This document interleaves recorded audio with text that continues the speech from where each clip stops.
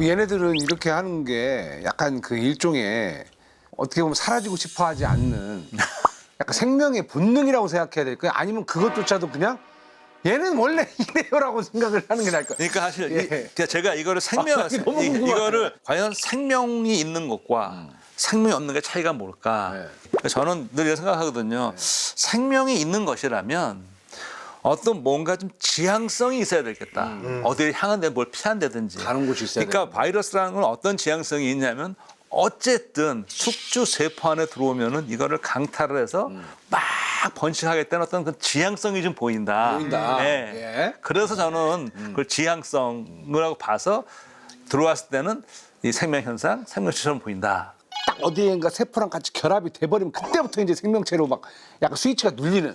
아, 철학적으로 말하면 이다와 아니다의 경계를 넘나드는 존재인데요. 이다와 아니다의 경계. 네. 다른 모든 생물 다 세포로 돼 있거든요. 네. 근데 바이러스는 세포로 안 돼 있어요.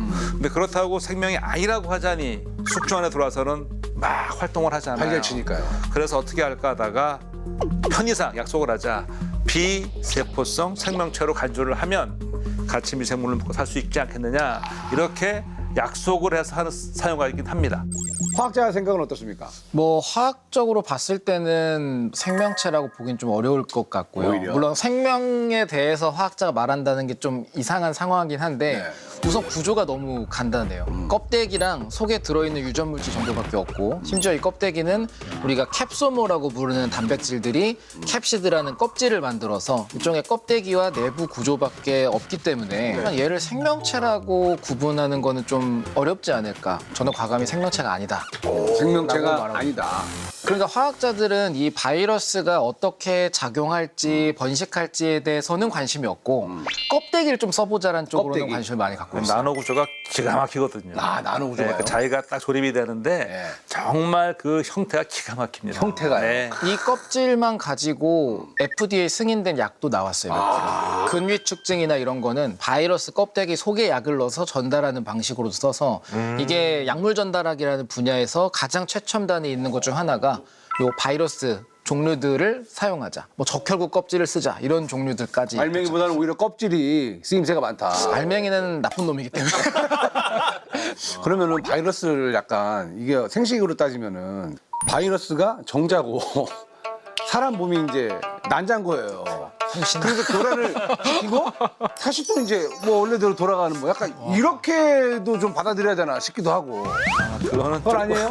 예, 왜냐하면 바이러스는 그저 살아있는 숙주의 세포를 네. 자기 증식의 공장으로 만들어 쓰는 것뿐이니까 들어가서 모든 거를 강탈해서 다 자기만 증식하고 이 숙주를 파괴하고 놔버리잖아요. 그 뻐꾸기 아닐까요? 그러니까 그러면 바이러스는 뻐꾸기. 탕난. 예. 뭐 그런 거죠. 어쨌건 약간 그런 습성을 본능을 가지고 있는 애들이지 않을까. 우리 김웅빈 교수님과 장홍재 교수님의 주장에 너무 다 설득력이 있어서 제 주장은요? 어느 편들기가 좀 어려운 상황인데 제 주장은요. 예. 아, 그러니까 뭐, 지금 정자와 난자 비유는 좀 그런 것 같고 왜냐하면 그러니까 제가 예. 스위치. 감염내과 의사로 오랫동안 보면서 수많은 바이러스가 많은 사람들을 괴롭히고 병을 일으킨 걸 경험해 보면 이건 생물체라고 또 얘기할 수밖에 없어요. 에이즈 환자나 생명이다. 뭐 저는 이 하이제커 인질범 같아요. 하이제커요. 예. 예. 명령을 내리는 거죠. 야, 너 내 바이러스를 만들어. 그러고서 세포를 죽이는 거죠. 그게 이제 병이 되는 것이고.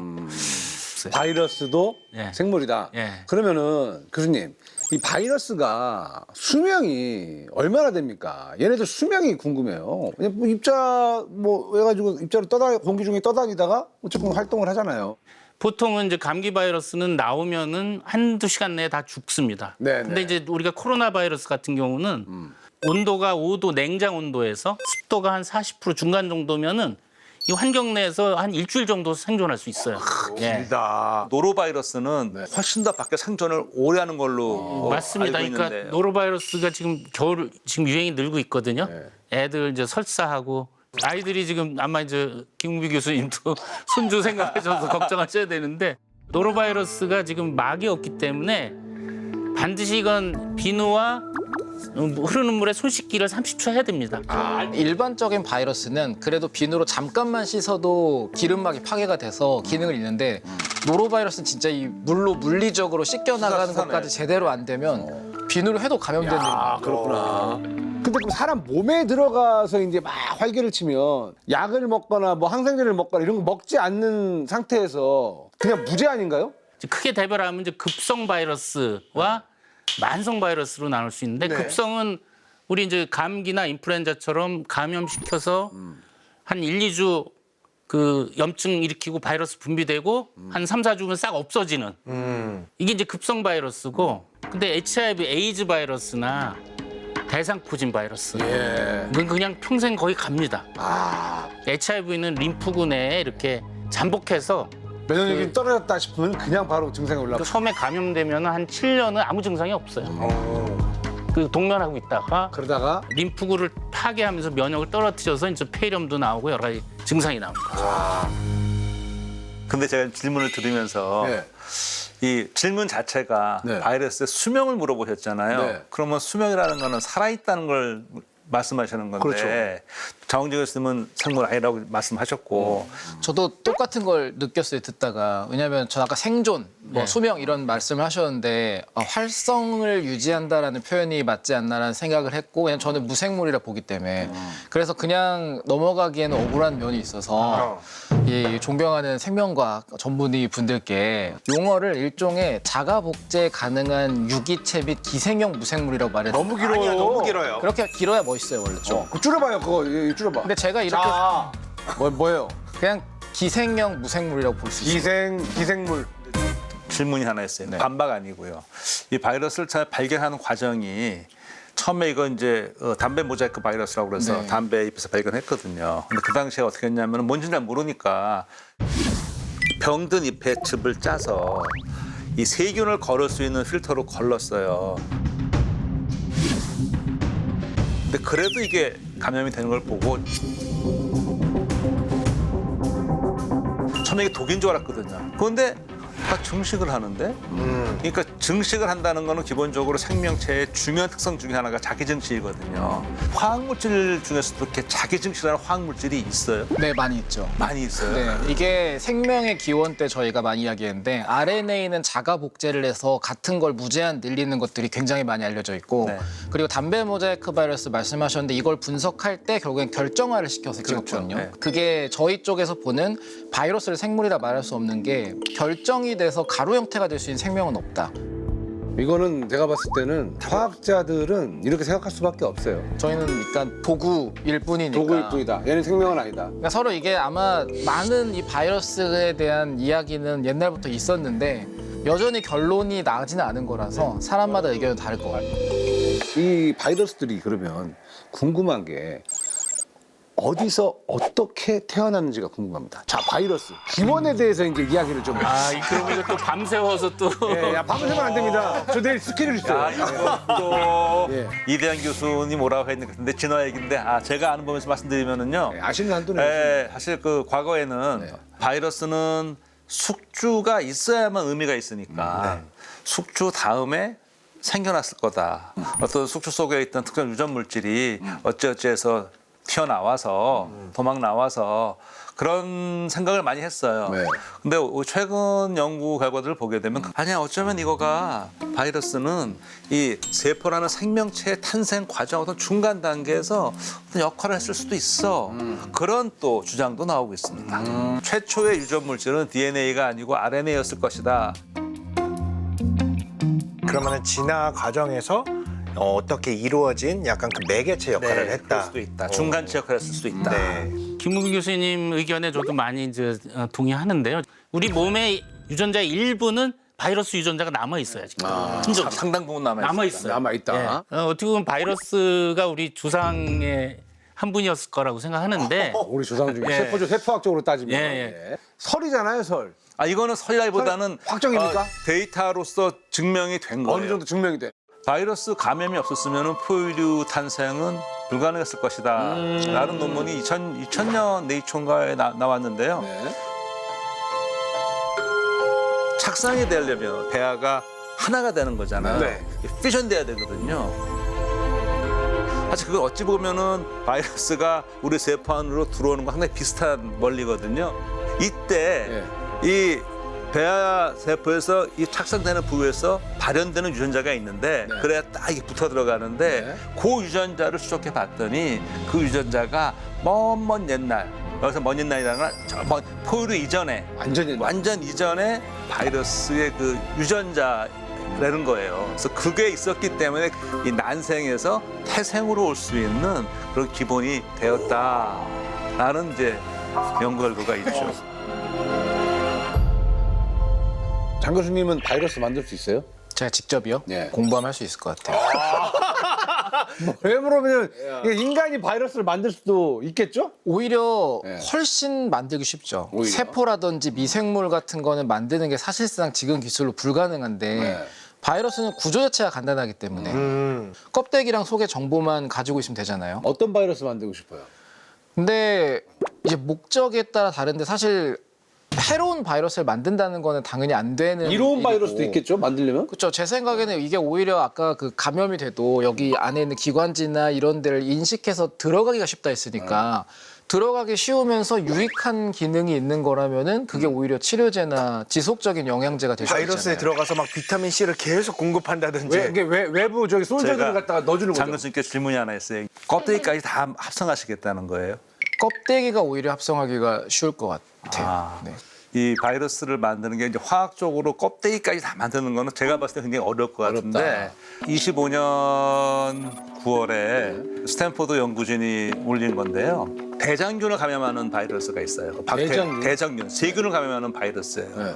네, 박테리오 팟이라고 부르는데 AI를 이용을 해서 오. 그 바이러스의 유전 정보만을 학습을 쫙 시킨 거예요. 이거를 본보기로 해서 다른 거 한번 만들어봐라 그랬어요. 그랬더니 한 300여 개를 유전 정보를 제안을 했어요. 그래서 그거를 유전 정보를 합성을 했어요. 그러니까 바이러스의 DNA는 만들어진 거죠. 네네. 그다음에 어떻게 했느냐? 이거 그냥 대장균에 집어넣었어요. 감염된 거잖아요. 집어넣으니까 그중에 16개가 실제로 조립을 하고 대장균을 깨고 나왔어요. 네, 그리고 AI가 이제 생명의 언어를 읽고 이해하고 설계에 썼잖아요.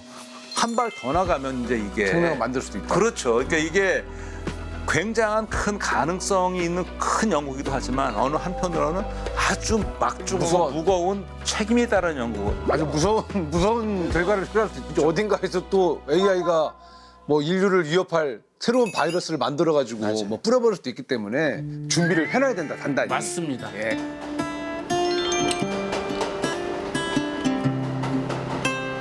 그럼 이제 다시 그 면역적으로 좀 돌아가서 독감에 걸리면 일단 아프다고 하잖아요. 엄청 아파요. 이거는 바이러스가 나를 엄청 세게 공격하는 거라고 생각을 해야 될까요? 아니면 그냥 얘가 왜 아플까요? 그러니까 이제 독감 걸리면 열나고 온몸 쑤시고 기침 재채기 이누트 콧물 세죠? 예 많이 세죠. 괴롭고 힘들고 왜 이래 이러잖아요. 네. 예, 끙끙 앓고. 근데 좀 긍정적으로 보면 원형적 사고라고 저는 생각하는데 원형적 사고가 여기서 나오니까 그 우리 몸의 면역 체계가 4단계로 돼 4단계 있고 예. 그 1단계는 이렇게 피부나 이 점막의 물리적인 방어막. 네. 그다음에 2차 방어선 그 밑에 있는 뭐 대식세포나 네. 뭐 수지장세포나 여러 가지 5분 대기조가 있어요. 5분 대기죠. 그러니까 3차 방어선은 이런 비림프구 같은 항체 강력하죠. 예, 역습을 가해서 그 뚫린 데를 막고 퇴치하는 거죠.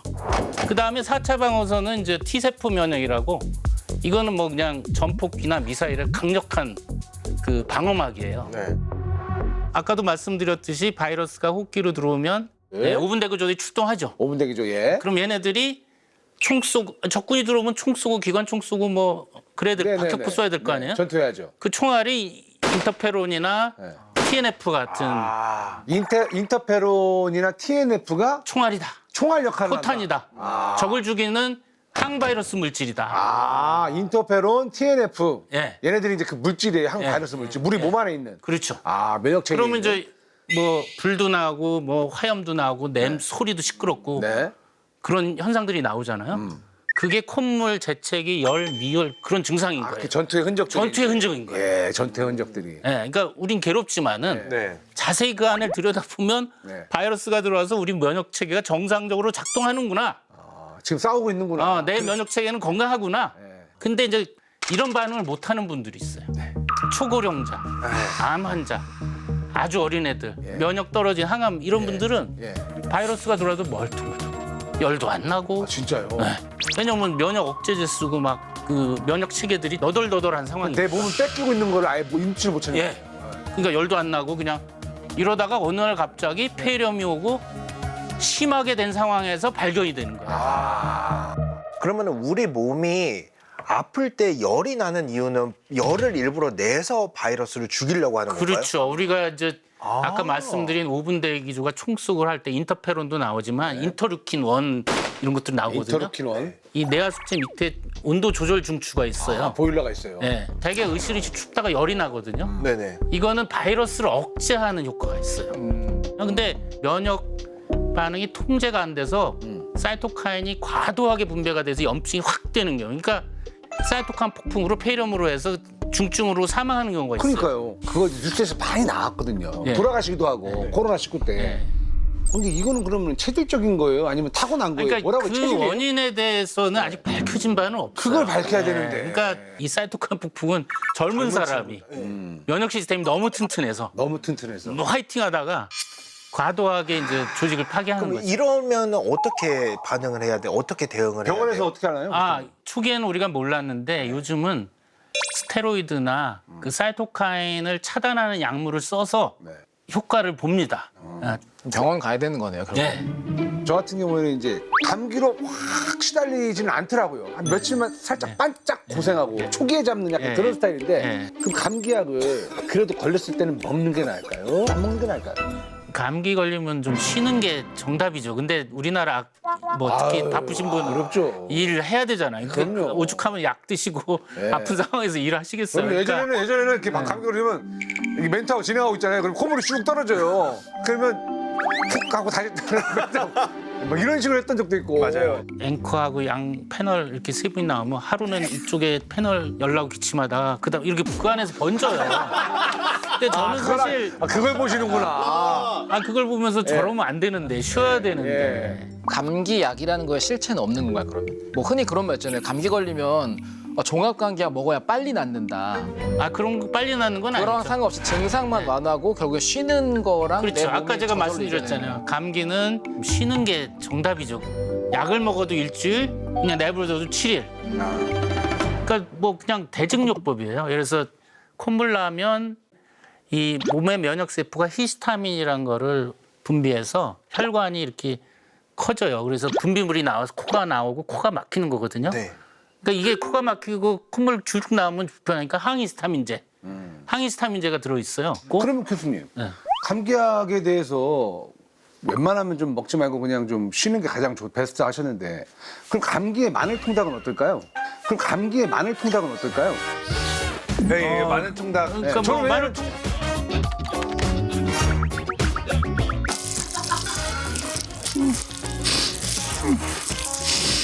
저는 왜냐면 진짜 감기 걸릴 때 마늘 통닭 옛날에 뭐 먹고 단백질이라든지 도움 많이 됐어요, 저는. 뭐 예. 마늘은 또 항균 효과도 예. 있단 말이죠. 마늘을 막 그냥 발라가지고 막 물론 그냥 뭐 감기에 딱 특이하게 항바이러스 효과 있는 건 아니지만 예. 몸의 이제 면역 기능을 회복하는데 에너지 소스가 될 수가 있는 것 저는 같고. 솔직히 도움을 받았다고 민간요법이지만 도움 받았고 근데 가능하다고 생각하는 게 감기약 자체가 대증요법이라고 그러셨잖아요. 저는 이것도 일종의 대증요법이라고 생각을 중요한 게 하거든요. 뭔지 알아요? 지금 마늘 통닭 하는 집이 이제 없어. 그러니까요. 못 구한다니까요. 그래서 요즘에는 진짜 감기약을 대신 먹고 있습니다. 예. 자, 오늘 감기부터 또 저희 추억의 노로바이러스 똑같이 많은 이야기를 해봤는데 코로나 때 정말 많은 분들이 힘들어했어요. 몇 년 동안 진짜로. 네. 진짜 힘들었잖아요. 그렇죠. 이런 정말 치명적인 바이러스가 앞으로 또 올 거라고 생각하십니까? 오는 건 확실하죠. 근데 어떤 바이러스인지 모른다는 어떤 것뿐이지. 바이러스인지는 모르겠지만 네. 분명히 올 거라는 생각을 하십니까? 그러니까 2003년에 사스가 홍콩에서 시작돼서 전 세계 퍼졌어요. 그렇죠. 2009년 멕시코에서 신종플루가 전 세계 우리도 왔어요. 그렇죠. 그다음에 2015년 우리 메르스 때문에 얼마나 또 메르스, 예. 난리 났습니까? 그다음에 2019년 코로나19 몇 년 주기입니까? 5년, 6년 주기예요. 그러면은 지금부터 또 5, 6년 뒤에는 뭐가 올 수도 있다라는 그런 얘기. 그렇죠. 지금부터가 아니라 2019년으로 하면 지금 벌써 6년이에요. 6년이네. 그러니까 뭐 그 규모는 어떻게 될지는 모르겠지만 바이러스는 시종 바이러스는 온다. 계집표 보면 네. 크게 봐서는 이런 신종암 팬데믹은 야생동물 잡아서 가축으로 키우고 그렇죠. 하면서 이 인플루엔자 바이러스나 여러 가지 신종감염병이 인체 감염을 일으키고 집단 생활을 하니까 유행이 시작됐다는 것이죠.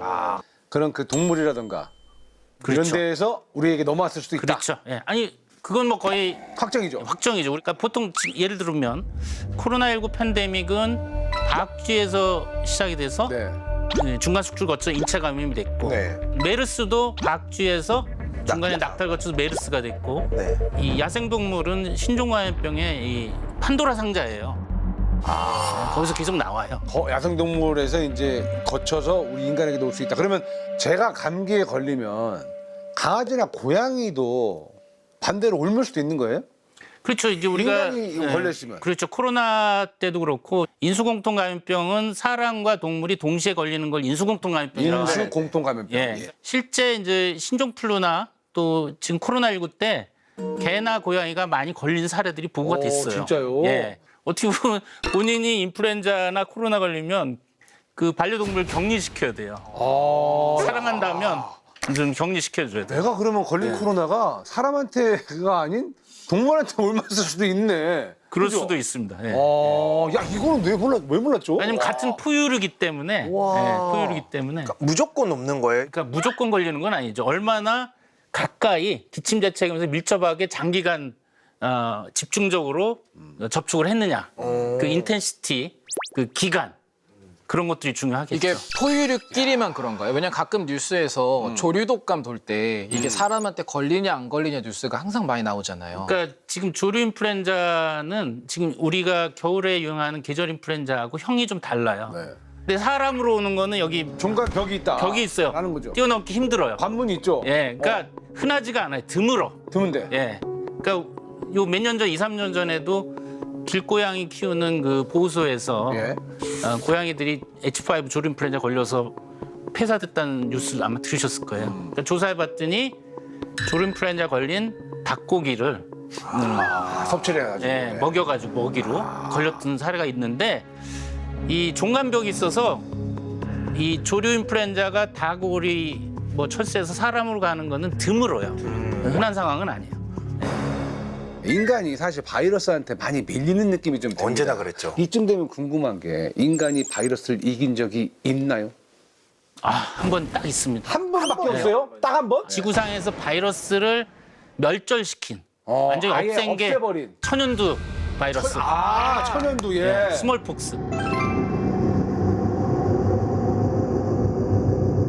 천연두는 인류에 가장 많은 피해를 준 병이 천연두입니다. 예전에 뭐 조선시대 정약용 같은 경우도 보면 9명 중에 6명 아이를 잃었어요. 5명은 천연두. 그럴 정도로 이 공포였는데. 천연두가 공포의 질환이었는데 얘를 어떻게 네, 박멸했죠? 그러니까 사라지게 된 큰 이유는 세 가지입니다. 하나는 천연두 바이러스는 DNA 바이러스인데 변이가 거의 없어요. 두 번째 이거는 사람에서만 병을 일으켜. 인수공통감염병이 아니에요. 그러니까 인플루엔자는 근절이 어려워요. 철새나 이런 다 인플루엔자 바이러스 있기 왔다 갔다 때문에. 하니까. 네, 철새를 어떻게 다 없애겠어요.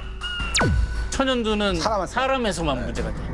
마지막으로 에드워드 제너가 1796년에 우드 백신으로 천연두 백신을 개발해서 인류가 접종을 해서 1980년도에 없어졌어요.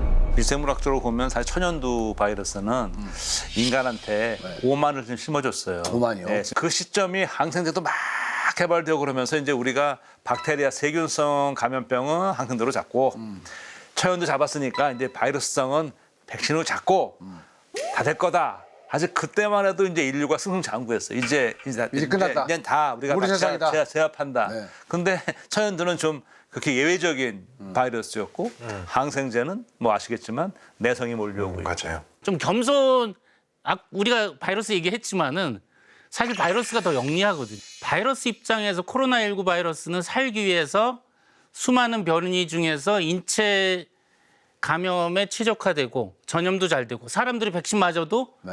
변이를 통해서 몸을 바꿔서 감염시킬 수 있는 능력. 그놈이 오미크론인 거고 살아남은 거죠. 네. 그러니까 바이러스가 너무 병독성이 높아서 인류를 죽이면은 자기도 못 살아요. 자기도 죽어요. 아, 그러니까요. 예를 들면 에볼라 바이러스가 아프리카에서 다른 데로 퍼지지 못하거든요. 네. 근데 에볼라 걸리면 90%가 사망하거든요. 그러니까 숙주가 죽는 거잖아요. 예, 숙주가 죽으면 자기도 죽는 거죠. 그렇지, 숙주가 죽으면 못 온 거가니까 네. 갈아타지기 못하니까 그렇죠. 죽을 수밖에 없는 예. 거고. 그러니까 인플루엔자 바이러스도 그렇고 코로나 바이러스도 서로 적응해서 타협을 해서 약하게 앓고 지나면서 서로 상존하는 거예요. 공존. 이게 바이러스의 영리한 전략이기도 하고 우리가 바이러스를 퇴치 못하는 또 이유이기도 하죠. 그럼 우리는 앞으로 바이러스와 이제 어떻게 싸워야 될까요? 그러니까 제가 얘기하고자 하는 거는 바이러스에 대해서는 역시 우리가 평상시에 백신이나 치료제 이런 거 개발을 해서 비축을 해야 된다. 아, 평상시 때 좀 비축을 해야 된다. 그렇죠. 코로나19 치료제도 사실 팍스로비드 라게브리아도 원래 코로나 치료제가 아니에요. 다른 이 바이러스 치료제로 개발해서 이렇게 보관해 놓고 실험해 놨다가 네. 코로나19가 터지니까 야 이거 만들어야 되겠는데 옛날에 한번 실험했던 거 갖다 해보자. 효과가 있네?